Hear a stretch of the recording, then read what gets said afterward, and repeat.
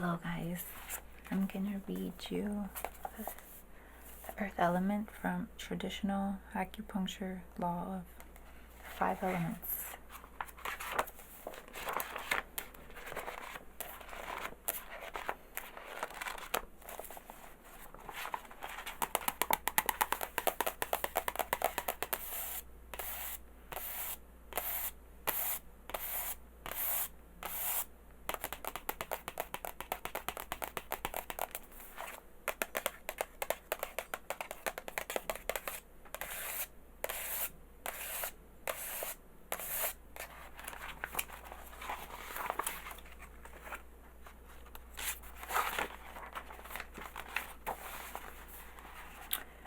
What is the element earth?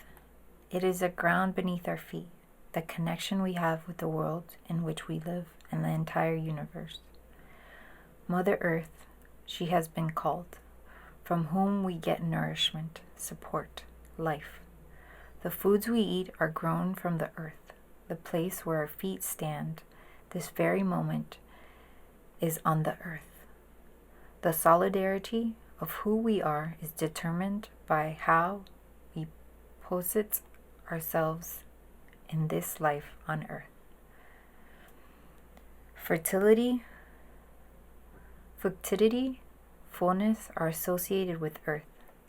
Stability, basicness, essentiality are associated with earth. To be earthy is to bear a certain aura of life rooted deep in the essence of sensuality. The earth is round, therefore all roundness, contours, circles, and cycles signify the earth. She rotates on her own axis, always following a circular path. Cycles of life are within her jurisdiction. Earth is special among all the elements because she is the source of them, the center from which they rise. Each of the elements is in constant relationship with her, coming to life and dying within her realm. For example, in wood, the tree is centered and grows within and out of the earth. Works have been written describing earth as both the womb and tomb, the beginning and the ending, the never-ending cycle of life and death, rebirth. The phoenix arises from the ashes, nearly reborn from the earth. The roots of our very being are in the earth, and it is from there that we feed. Being grounded is an existential experience of who we are in relationship to the earth that is balanced and stable among the forces of the world. Forces that are physical, physiological, and spiritual. Equanimity and equilibrium stem from our connection with the earth. Being connected, feeling ourselves as to be an integral part of the life within and around us has to do with earth. Having a center from which we operate, a kind of order and harmony, emanating from within rather than chaotic, desperate energy, is a description of earth within us. Being at home with oneself, integrated, unobsessed, and at ease wherever we are, is a description of earth. We are balanced and centered within, interacting and connecting without. From this description, it is possible to imagine the person whose earth is sick. All the things I have mentioned may begin to go crazy, like cycles losing their patterns. This will occur not just in the most obvious rhythms of life, like the menstrual flow, but all kinds of rhythms, like sleeping, breathing, thought process, body harmony, and coordination. Name diseases like ulcers, anorexia, loss of appetite, indigestion, obesity, vomiting, abdominal edema, swelling, hyperacidity, and epigastric pain spasms must in some way be speaking to us about the earth element. In fact, whatever has to do with the intake of nourishment and the process of getting nourished must be connected with this element. Other labeled problems like amenorrhea, menorrhagia, dysmenorrhea, all of which have to do with the menstrual cycle. Speak of the interruption of a natural flow, a rhythm out of the natural harmony, which most surely speaks to earth imbalance. The person suffering due to an earth imbalance may have symptoms of equilibrium, equanimity, grounding gone awry, nervousness, flightiness, instability, loss of balance, feeling unearthed, disconnected, alone. Homeless are signs of distress in the earth element, not feeling secure in one's own self, and depending on the presence of someone else as a measure of existence may be a cry of help from earth. Not feeling secure in oneself and depending on the presence of someone else as a measure of existence may be a cry of help from earth. The egocentric label on the person who claims I as everything is asking for someone to pay attention to her, earth, and help her find her own ground and center. Many weight problems come from bad distribution of energy in the earth element. The person who has difficulty with sterility may be saying, my earth is not fertile enough. And often problems with conception and birth occur when the element earth has not been prepared and nourished properly. Seeds planted in arid soil that is not attended and encouraged will not take root and grow, or if they do, may have a hard time coming to fruition, and it is likely that the fruit they bear will be scrawny and nutritionally deprived as well. The milieu of the human seed must be rich and balanced and well tendered to if the life that begins to grow is to thrive and to bear the journey of life as a healthy, balanced being. Within this discussion is one of the meanings carried in traditional Chinese medicine of preventative medicine. If we care for ourselves by creating health, the children to whom we give birth must then be healthy and strong in life, learning to create harmony in the same way. The conception of preventative medicine is really that of emphasizing the creation of health. The color associated with earth is yellow. As I have already mentioned in regard to the previous elements, the color given in association with each element is a very significant part of traditional Chinese diagnosis. The subtle hue of yellow emanates from the face of a person who is ill, tells us the condition of earth within that person, is speaking of illness and the color of the person. The Nai Ching says, when their color is yellow like that of oranges, they are without life. This means that the color betrays the gravity of the illness, the imbalance within earth. Late summer, often called Indian summer, is the season of earth.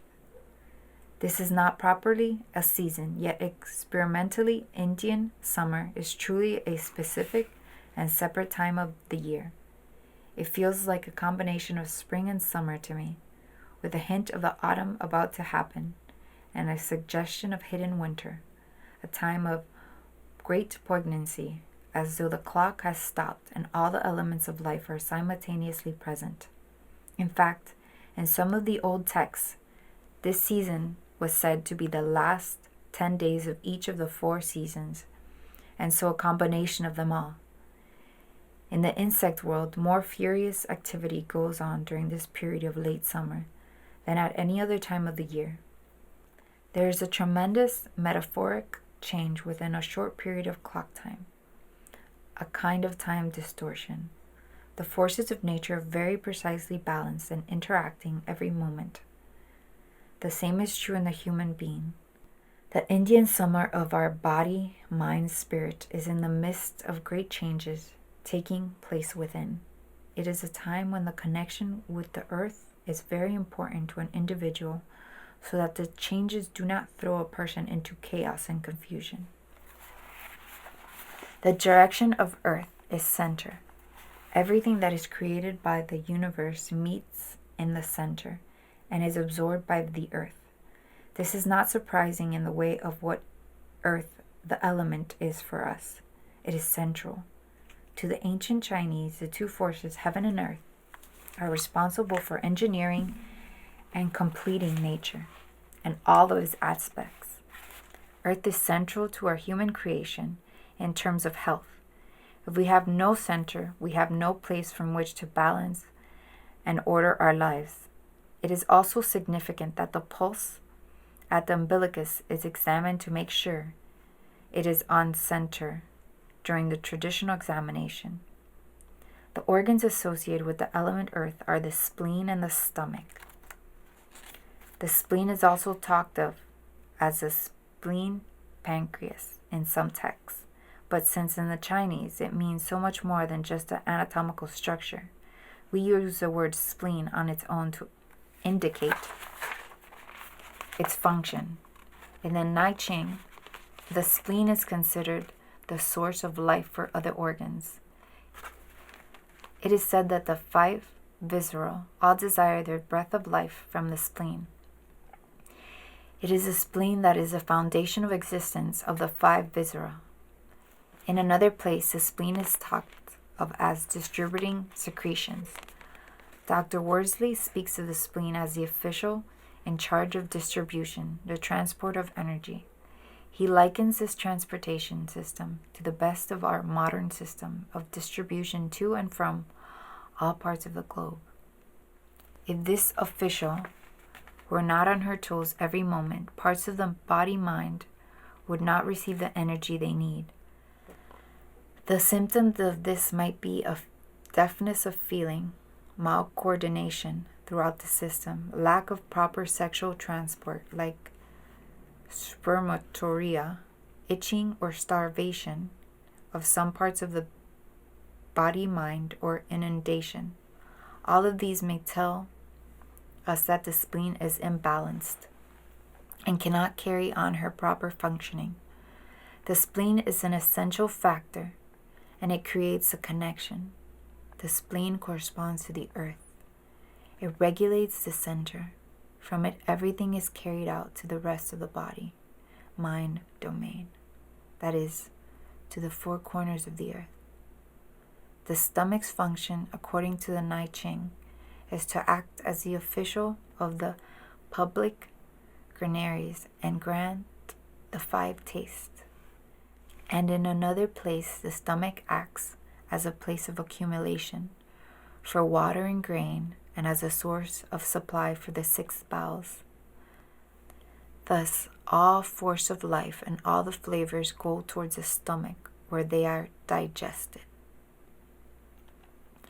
Dr. Woolsey speaks of the stomach as the official of rotting and ripening, that is, the one who receives nourishment, integrates it and brings it to fruition, and passes on the food energy to be distributed by the spleen.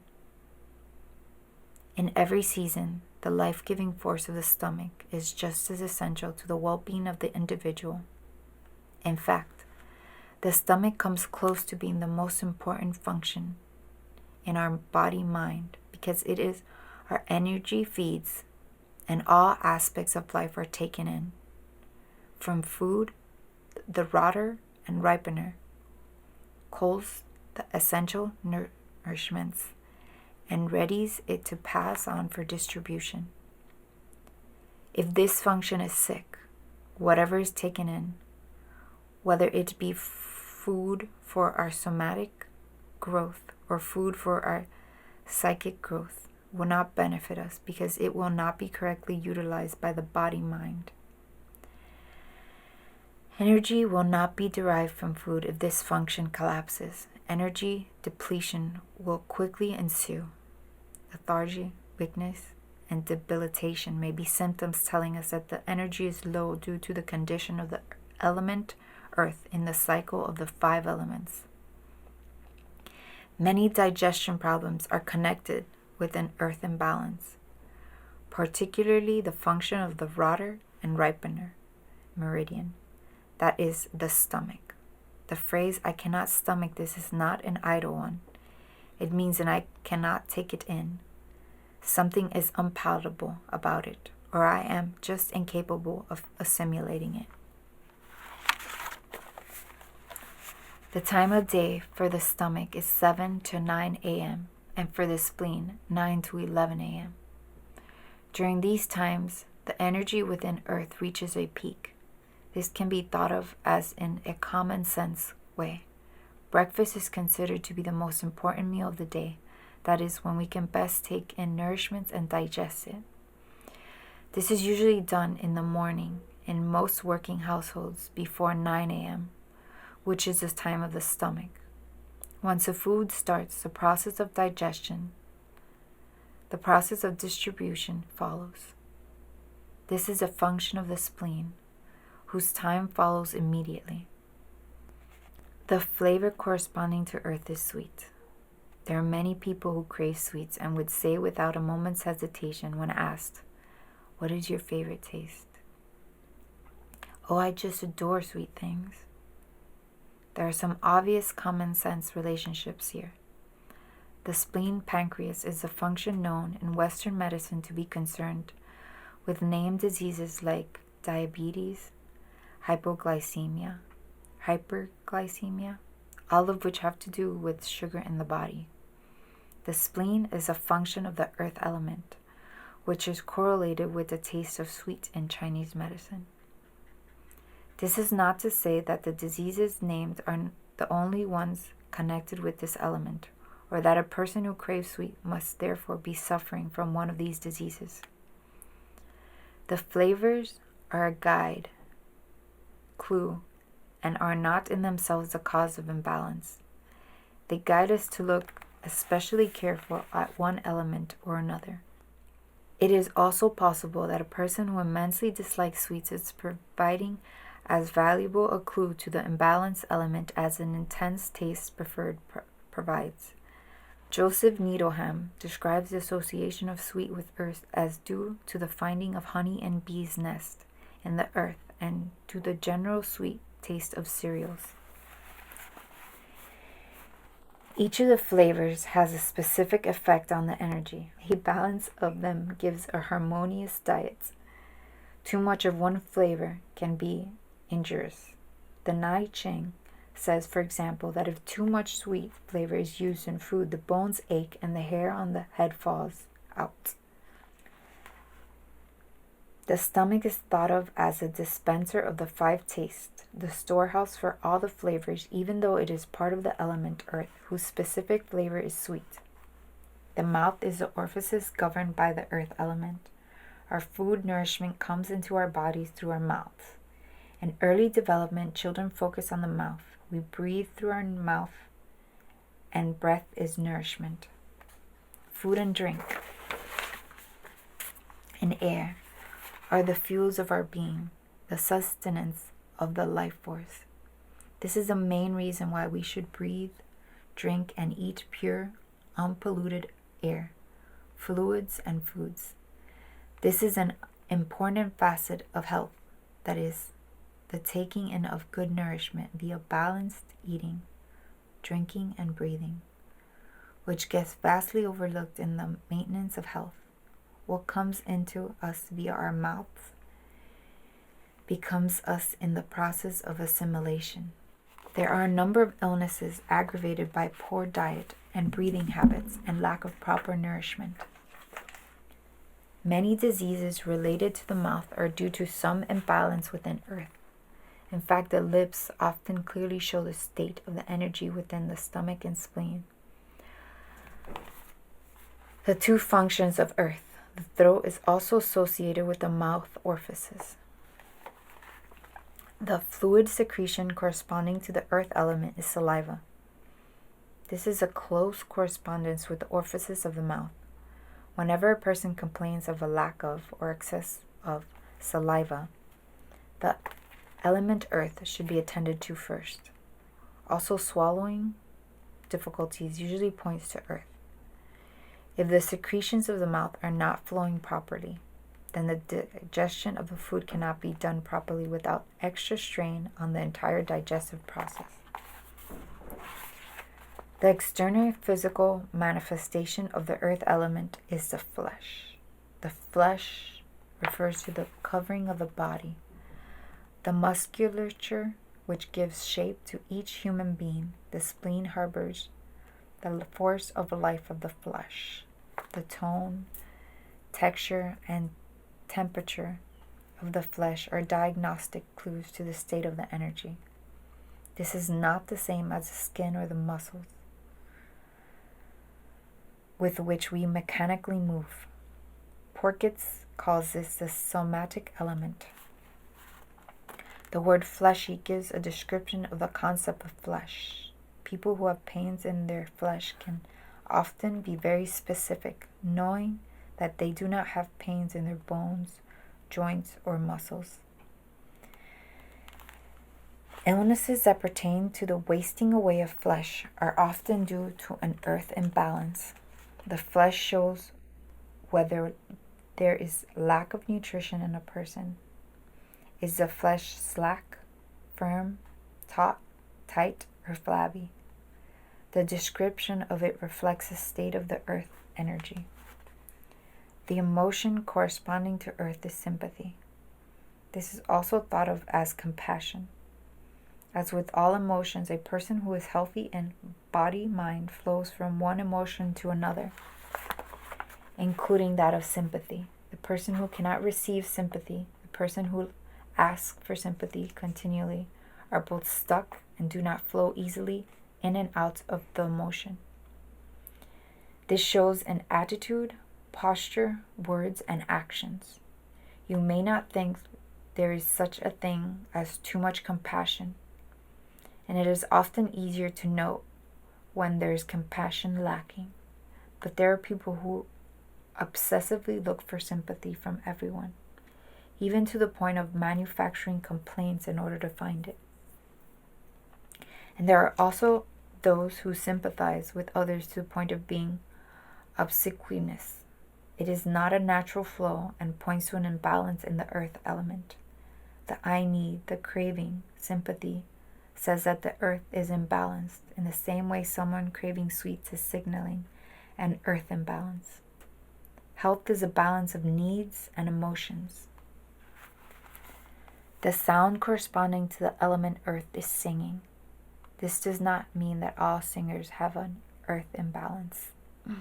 What it does mean is that some people sing whenever they speak.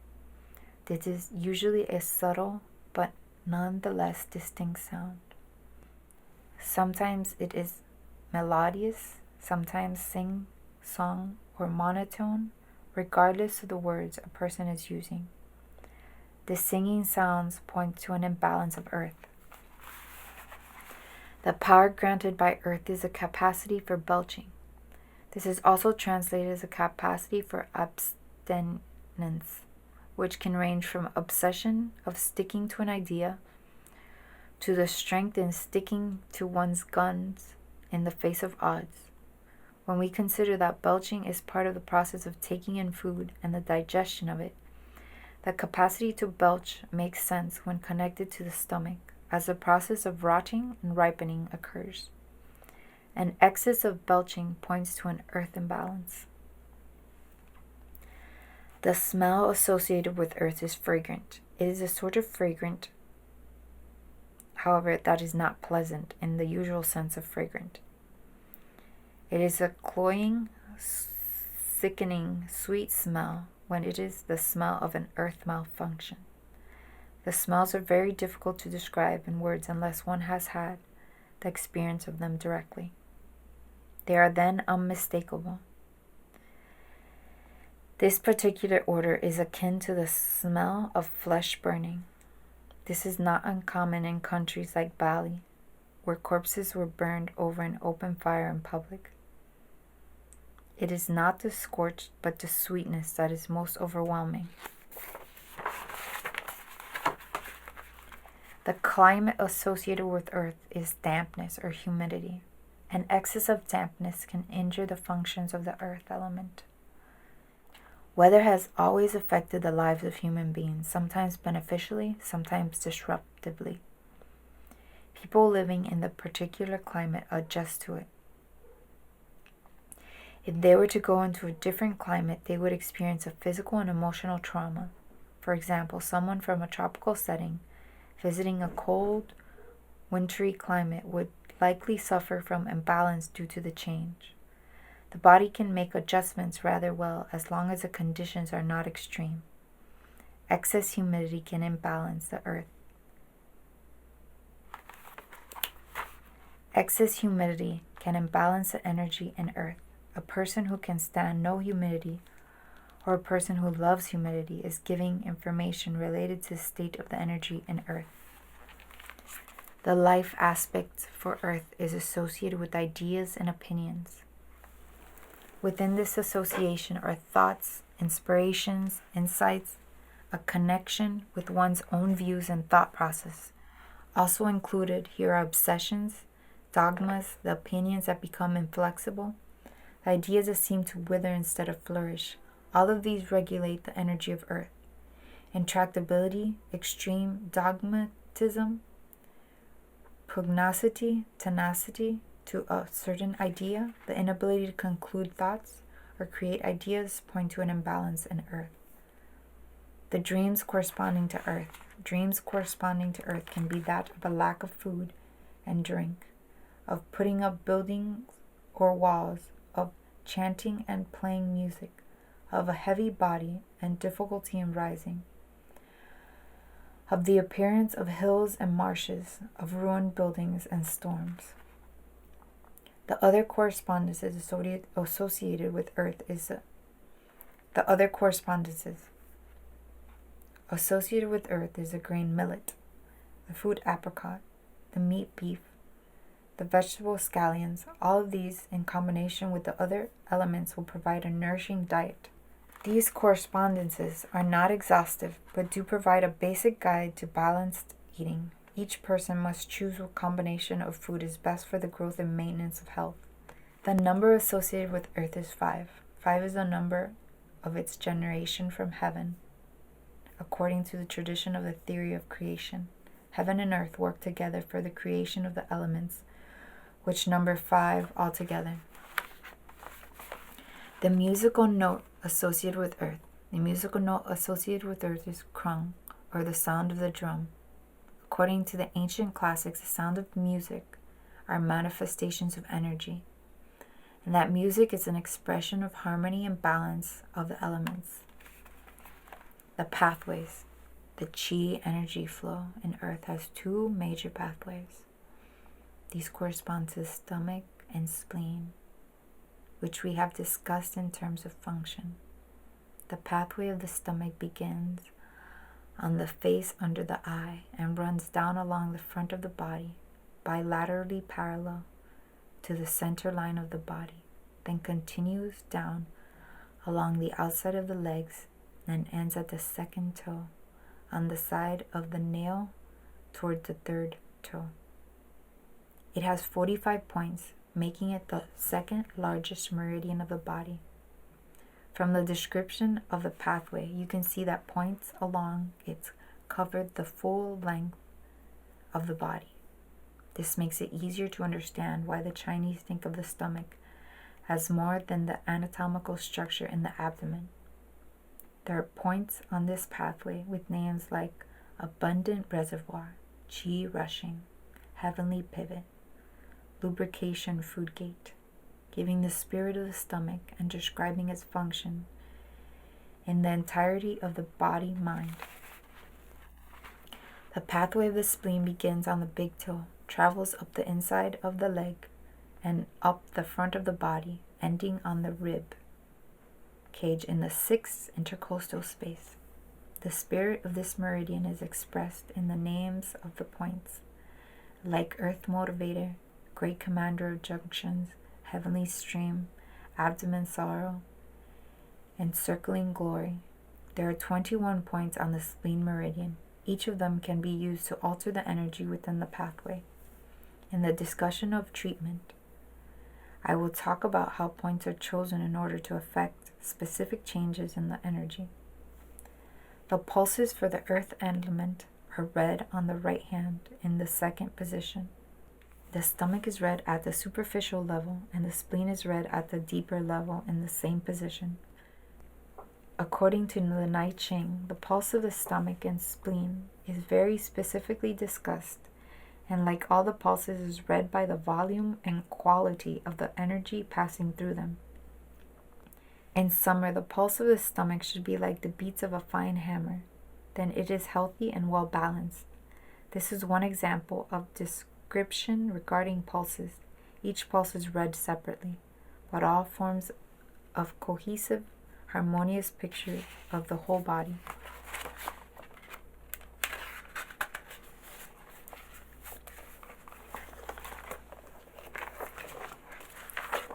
Well, thank you for being here and listening to the earth element. I hope your earth element is doing well.